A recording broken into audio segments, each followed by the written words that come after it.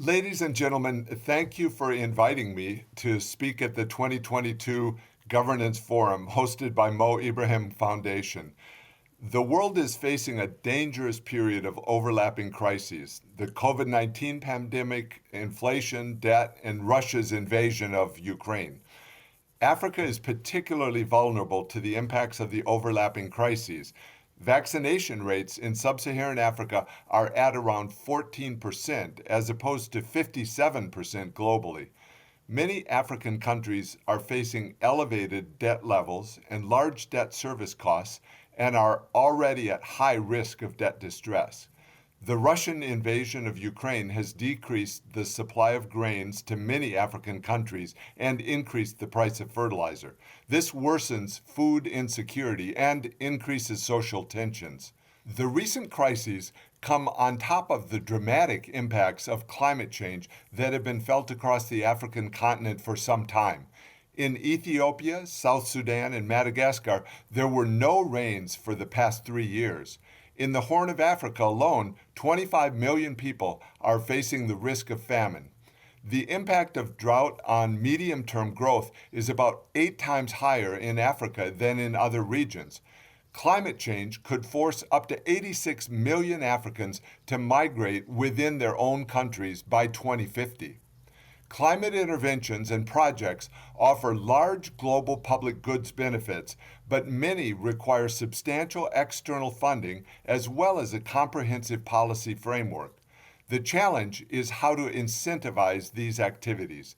The World Bank has recently published a short note that lays out some of our ideas on this, and I encourage you to review it and give feedback.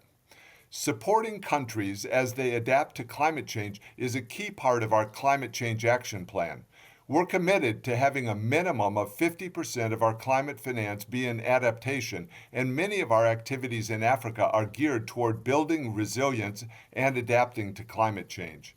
In 2021, at the One Planet Summit, we committed $5.6 billion to support the Great Green Wall Initiative to improve natural resource management and help local communities generate income in the 11 countries that stretch from Mauritania to Djibouti.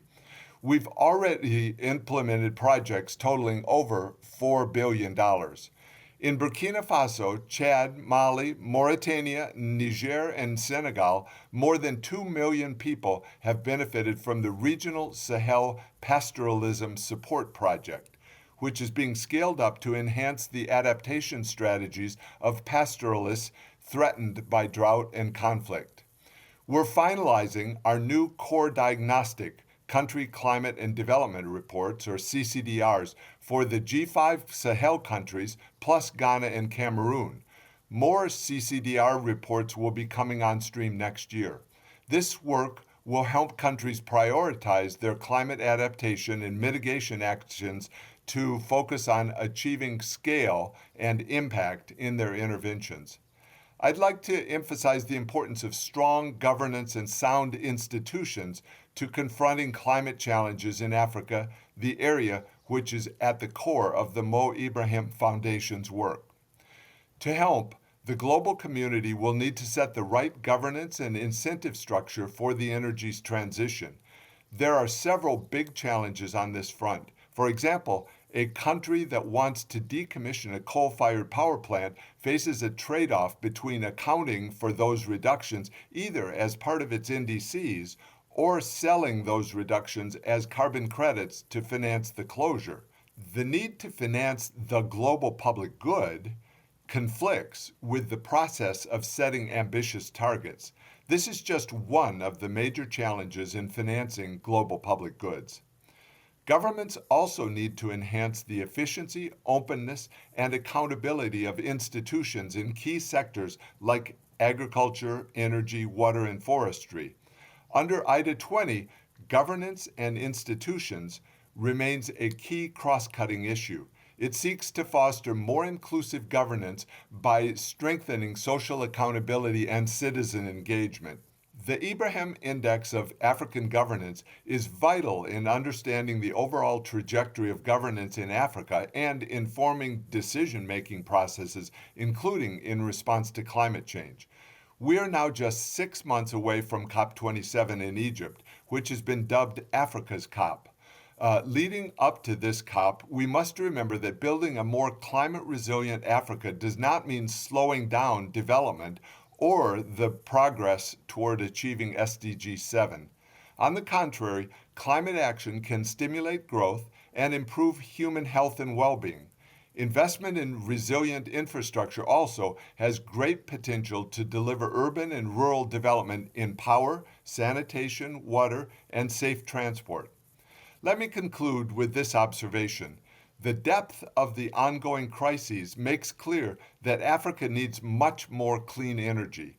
Natural gas will be an important transition fuel to reduce carbon intensity.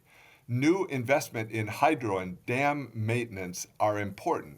Scaling up energy efficiency, including air conditioning, and making the grid investments needed to absorb renewables will also be key steps. These various steps will be essential in Africa's transition from subsistence farming to productive economic activity in agriculture, services, industry, and public sectors. They are also a key building block for security and broad-based improvements in growth and living standards. Thank you, and I wish you all a very productive forum.